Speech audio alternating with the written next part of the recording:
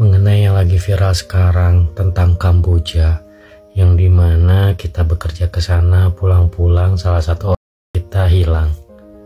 Bahkan banyak pegawai di sana itu kena siksa jika tidak mencapai target, sementara pekerjaannya itu scam ataupun judul.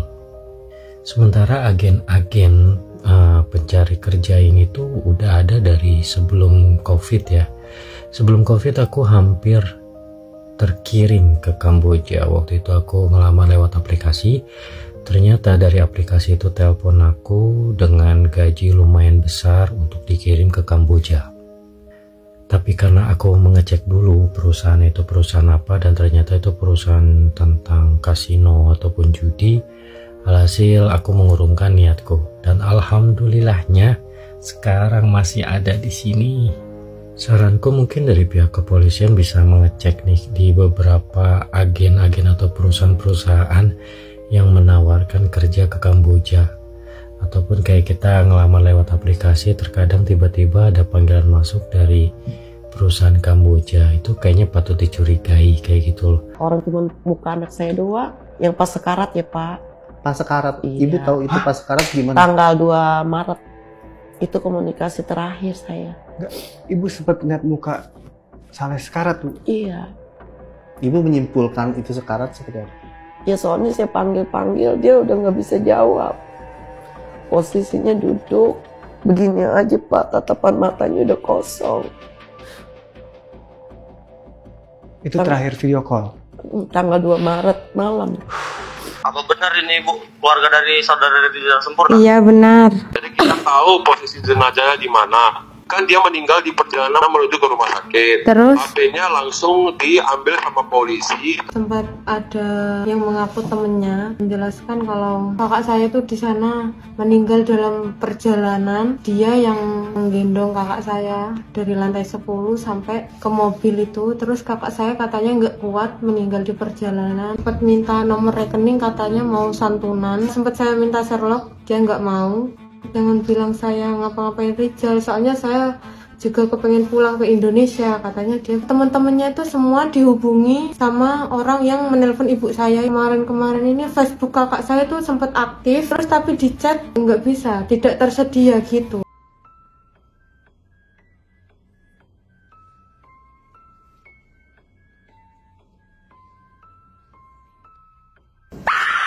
Ini sudah ada 2 jenazah, saya tidak tahu apakah itu salah satunya adalah saudaramu. Tunggu sebentar ya, nunggu informasi ya. Makanya Miss Yuni itu benar-benar melarang. Sebentar ya, pusat telepon sebentar. Izin Bapak. Benar ini Pak ya? Enggak, baru kayaknya. Kasih nomor kontak yang bisa dihubungi keluarga. Keluarga ya? Ini meninggal ya? Iya Pak, tanggal 17 meninggalnya Pak. Berarti bukan yang termasuk 2 tadi Pak? Yo guys, balik lagi seperti biasa Uki Kevin. Kita bahas lagi yang lagi viral guys, yaitu tentang apa guys? Tentang Kamboja ya. Nah ini ada tanggapan orang yang pernah menjadi apa ya? Maksudnya pernah bekerja di sana gitu ya guys ya. Di balik senyum ganteng host batik ini ada masa lalu kelam katanya. Nipu orang, kerja di judul, dan akhirnya tobat, katanya seperti itu guys. Nah kita lihat ya, ini jadi pengalaman buat kita semua sih ya guys ya. Kita lihat beritanya guys. Kita digerebek bang, mereka bilang everybody down gitu. Wah mati sih aku sini. Ternyata dia ini dulunya kang tipu. Jangan dicontoh teman-teman. Yaitu ini uang judi online apa segala macam, dan dia scammernya dan dia manipulatornya. Betul. Pura-pura chat target, habis itu dia terkesima diporotin sampai miskin. Betul. Parah nih, seru di kisahnya nih. 2022 awal itu entah kenapa itu aku telepon sama temanku. Lu sekarang di mana segala macam. Akhirnya dia ceritalah, aku sekarang di Filipina. Kerja apa? Admin telekomunikasi segala macam itu. Secara realistis kan aku nanya tuh, emang lu di sana gaji berapa? 15 sih sebulan. Itu sudah sama asrama, sudah sama tempat tinggal, sudah sama makan 2 kali. Jadi ibarat ya lu keluar duit cuma buat ya seneng-seneng jajan. Akhirnya aku tertarik karena gaji itu sendiri kan. Setelah itu tuh langsung bang kita flight ke Filipina. Wah sampai sana tuh wah ya udah nih, feeling nggak enaknya itu pas udah dijemput. Sampailah kita di mana tempatnya itu seperti suatu kawasan gitu loh bang. Jadi satu kawasan itu untuk di awal tempatku itu dia ada 4 building.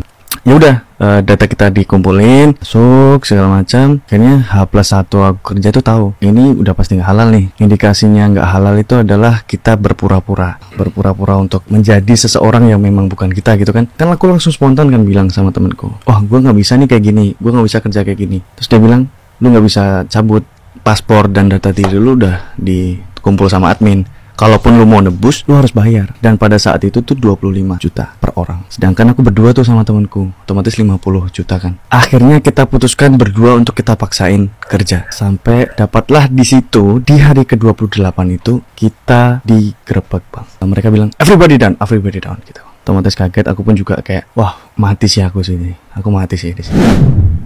Waduh guys, gimana guys? Wah penasaran nih ceritanya ya. Kita lihat lagi. Ini kan ada tetanggaku pulang dari Kamboja. Ini ada juga nih berita tetangganya Mbak ini pulang dari Kamboja dan membawa uang teman-temannya yang ditipu katanya. Hati-hati untuk warga Banyuwangi kalau ada orang yang mengajak kerja ke luar negeri. Harap waspada katanya gitu guys ya. Kita itu lihat ya. Gini lah, waktu itu katanya berangkatnya sih ke Thailand. Nah dari Thailand itu cuma 4 bulan. Ini kemarin dia bilang lah ini baru beberapa hari pulang. Habis itu katanya dia itu terus 4 bulan di mana Thailand, habis itu diberangkatkan ke Kamboja. Dia memang ngakunya itu kerjanya di judul. Terus di Kamboja itu katanya apa ngabisin kontrak lah 2 tahun katanya kontraknya. Nah setelah kontrak habis dia itu pulang lari tapi menipu uang teman-temannya. Posisinya dia itu sekarang membawa uang banyak.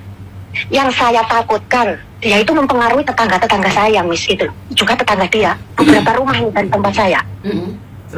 Terus gimana itu? Takutnya saya mempengaruhi orang-orang di situ, anak-anak di situ gitu loh.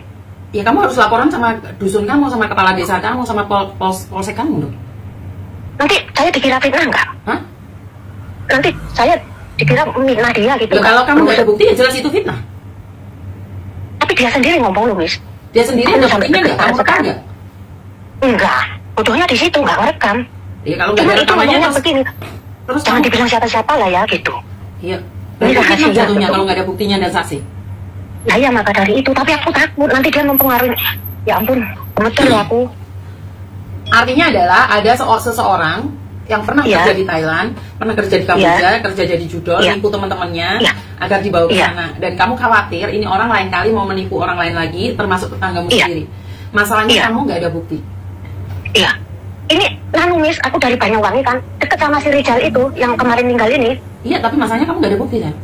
Iya, nggak punya, sayangnya nggak terekam. Iya, kalau nanti nggak bisa diomong. Iya, ya ampun Miss, aku takut loh, itu tetanggaku jangan-jangan dipengaruhin loh. Iya, dipengaruhin pun kalau nggak percaya kan nggak ada masalah, tapi masalahnya kamu harus cari korban dulu. Orang yang sudah ditipu itu mau ngaku nggak? Kalau yang ditipu aja nggak mau ngaku gimana? Nggak bisa dong kita membantu. Ya ampun aku gemeter loh Miss. Sekarang cari korbannya dulu. Nah gini aja, tak kasihkan nomormu ke tim saya yang di Banyuwangi ya, sebentar ya. Kamu mencurigai kalau ini kan bisa sebentar ya, kalau dia mungkin bisa bantu kamu untuk cari informasi karena ini orang Banyuwangi juga. Oke Miss ya. Tapi jangan dikasih tahu sama siapa nih, takut nanti keluarga saya itu di. Bukan, cuma ini dia aja gitu loh, cuman dia aja. Oke. Makasih Miss ya. Sebentar aku takut loh Miss, sampai ding-ding loh aku. Saya infokan ke dia. Banyak loh Miss sekarang nangis. Iya, kamu mencurigai. Dia ngaku, iya, dia memang ngaku membawa uang itu nipu temennya, terus dia kabur, sembunyi sampai katanya kabur, membawa uang temennya tuh bisa kabur itu membawa uang temennya, dia tuh ngakunya memang bawa uang banyak, bisa bayar utang semuanya di Indonesia, itu. Iya, tapi masalahnya kalau kamu tidak ada bukti jatuhnya fitnah.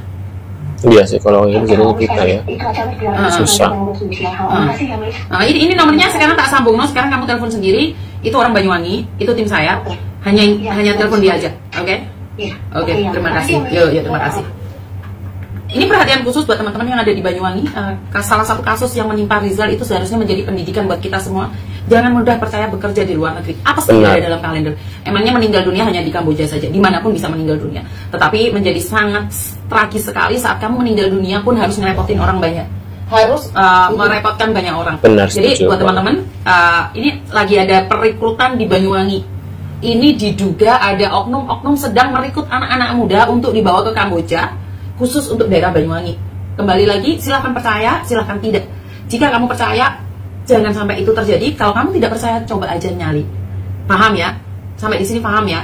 Di Banyuwangi hati-hati, ada orang penggerak-penggerak yang akan merekrut kalian. Khusus Banyuwangi ya, hati-hati ya Banyuwangi ya. Banyuwangi darurat Kamboja, saya bisa bilang seperti itu ya. Tetapi ini berdasarkan kalian saja percaya atau tidaknya.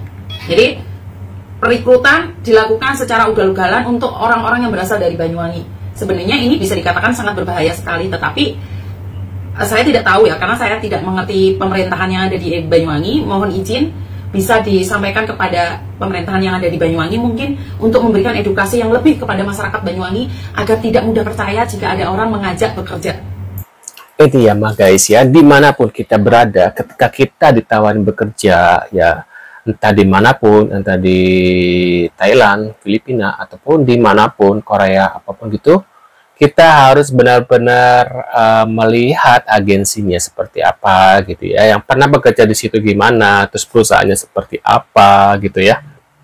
Jangan mudah tergiur dengan gaji-gaji besar, mungkin bilang, ah gaji di sini nanti enak loh, nanti kamu dapat misalnya 15 juta. Nah ini kamu udah ada tempat tinggal, udah dapat uang makan sehari 2 kali atau 3 kali gitu ya, udah ada uang transportasi. Itu jangan mudah percaya guys, karena dalam zaman sekarang itu aduh semuanya serba duit guys. Jadi kalian jangan mau ya percaya dengan omongan-omongan, walaupun itu teman kalian atau teman di media sosial ataupun itu. Kalian benar-benar harus waspada zaman sekarang guys. Teman juga bisa makan teman gitu guys ya, apalagi kalau masalah tentang uang gitu, itu sangat-sangat sensitif. Jangankan teman, sama saudara aja ya bisa saling ini ya guys ya.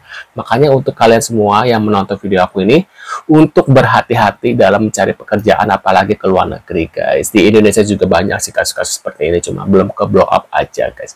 Dan sekian dulu videonya, jangan lupa bantu subscribe dan sampai jumpa di video selanjutnya. See you guys.